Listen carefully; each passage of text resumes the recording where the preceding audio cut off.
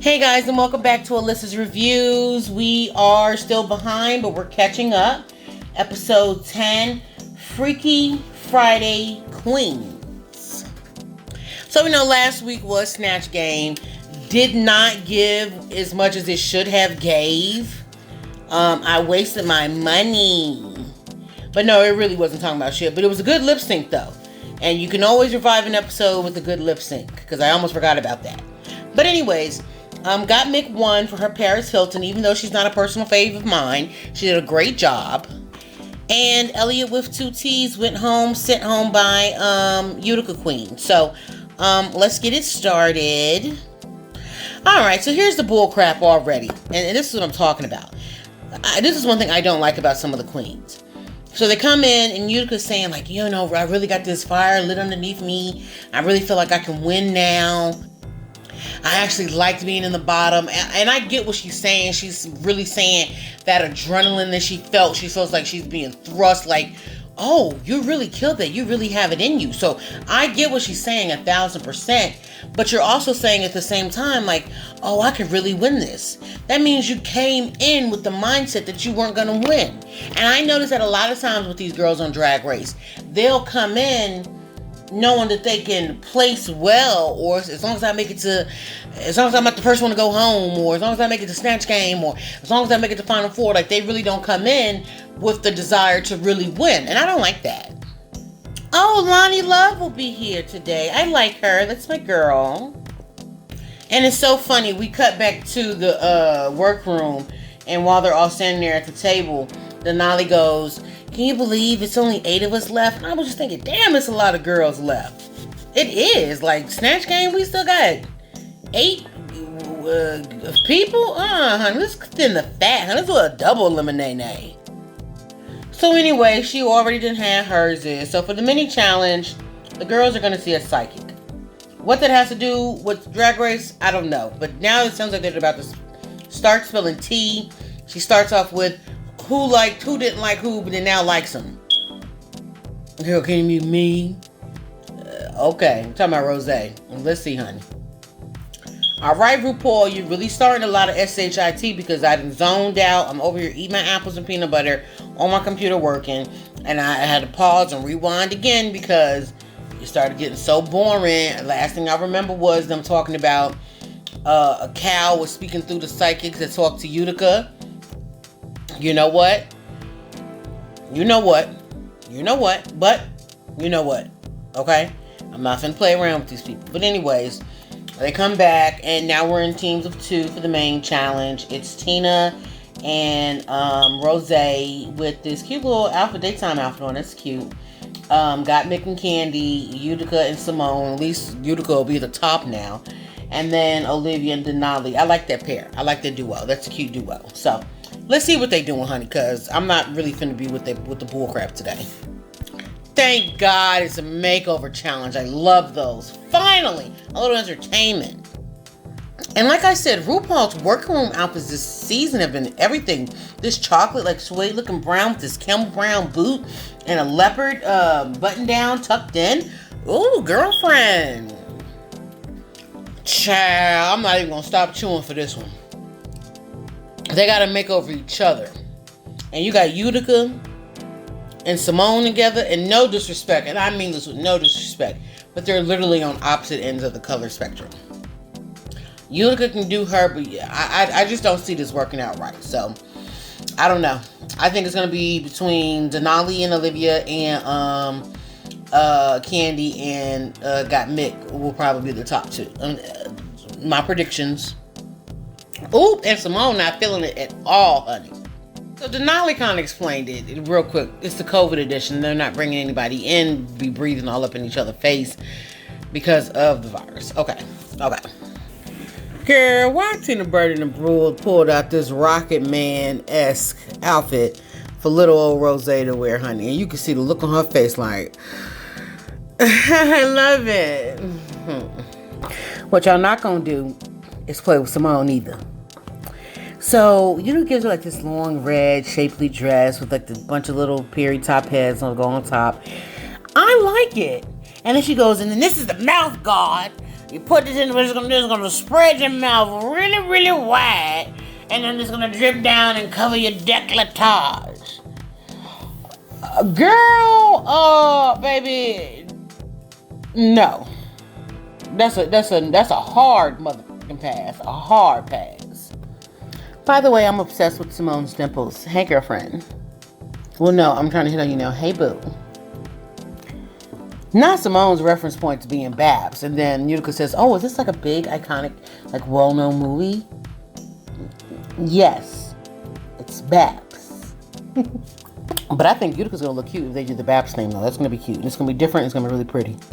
Here she go again. I think it might be inappropriate. I don't want to do it. Listen.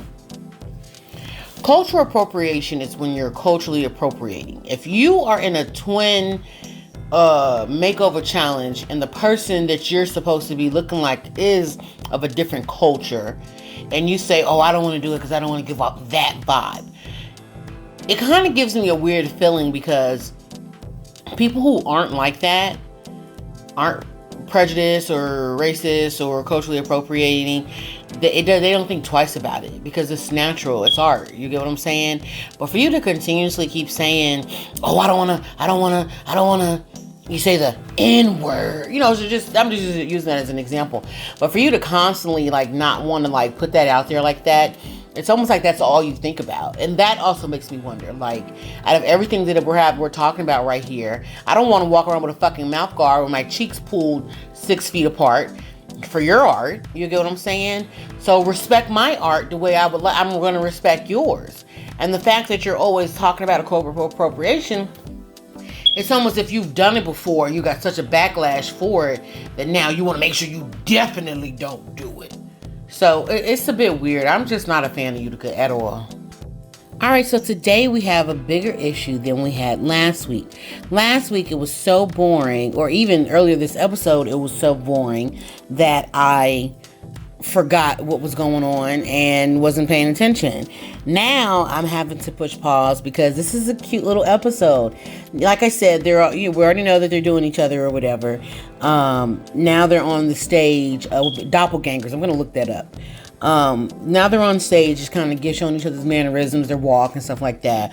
And it's funny, it's cute, but it brings me to my point. I really don't like Rose, because Tina, okay, if y'all don't get along, y'all just don't get along. But if we both fuck up, we're both going to end up in the bottom. So this is me kind of putting it out there like, okay, girl, let's get into it. And you're constantly kind of trying to like make fun of everything that she says. Like, oh, yes, girl. And it's like, it doesn't take all of that. You get what I'm saying? Like, don't be mean and nasty like that. And she's being really like snarky. You know what I'm saying? Like, okay, girl, okay. Like underhanded, like, oh, was I being shady? All I did was the same thing that you did. Was that what I was not supposed to do? First of all, F you. You know what I'm saying? Like, don't be one of those girls. So anyways, we get past the in the mirror talk, getting ready talk, blah, blah, blah, blah, blah, blah. Down to the main stage. Hey, Lonnie Love. I'm trying to figure out if I like this RuPaul dress or not. I think maybe if I didn't see the mesh, it would look a little better, but it's giving a little bit of box. I don't know. It was okay. All right, time for the runway. All right, let's see who's up first. Well, the shade is good this episode. I'll give them that. They're reading this episode, so it is what it is. Maybe I'll take it back, because that one read that she just gave Tina was a good one. But anyways, Rose is giving very much Tina Turner. It's cute. Okay, for the reveal, that was cute. And yes, this is very Rose of Tina. This is cute. I like this. This is cute. She's giving very much wine. Sweet wine. Okay, this Olivia Lux and Denali one is cute. Olivia Lux is giving. The arch is a little high on the eyebrow, but she's giving. I think Denali looks really pretty, but I don't think she gave Olivia Lux. And then I feel like, Olivia Lux has like that, cheese, look at me, mama, I'm doing good. Look, you know what I'm saying? Pageant, eyes and teeth, sugar. You know what I'm saying? And she wasn't really giving that. So This flesh tone skin with exposed flesh and muscles body piece with this headdress. This is a really good look on Simone. And I wonder if I would have liked it on Utica. And that's so funny. I wish that Simone would have dialed it back a little bit. But this look is really, it's a good look, Utica. Congrats, 2-finger clap to Utica. Oh, Utica did such a good job. That's what I'm saying. If you just work on the art, work on the character, you don't have to worry about being offensive because the art is going to speak for itself. You know what I'm saying? She still gave sass and brass and pizzazz, but she didn't have to. She could have easily came out there and, that's girl, yes, oh. You know what I'm saying? And that would have appropriate. That would have made it not nice. You know what I'm saying? But to come out, it's the confidence that's exuded. It's the sass that's exuded that people like it. As you get what I'm saying? Not the whatever they take negative out of it. You know what I'm saying? Because there's nothing wrong with being okay girl. You get what I'm saying? But when people make fun of that, you know what I'm saying? But that's where the issue lies in it. It's the bad feeling of let me poke fun of you type thing. But when you turn it into confidence, sass, you know what I'm saying? It translates into what it's supposed to be. So she did a good job.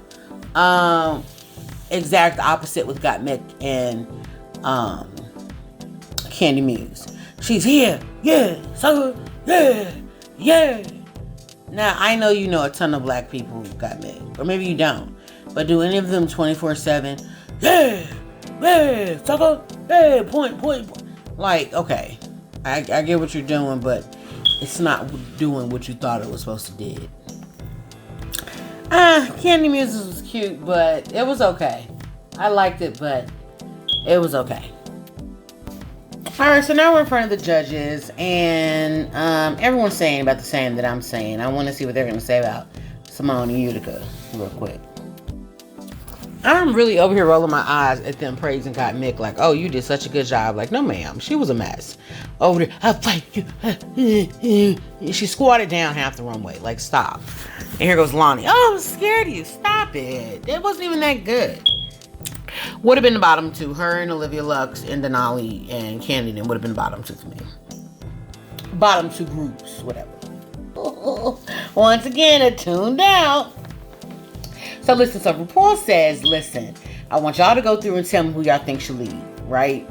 So a few people say Olivia because Denali's look isn't there. And Denali looks cute. Denali just doesn't give Olivia Lux. So then Olivia is like, well, I'm just going to, and I thought she was going to clap back at somebody else because I thought she was a little shady. She was like, well, I'm going to base mine on the entire competition. So Utica.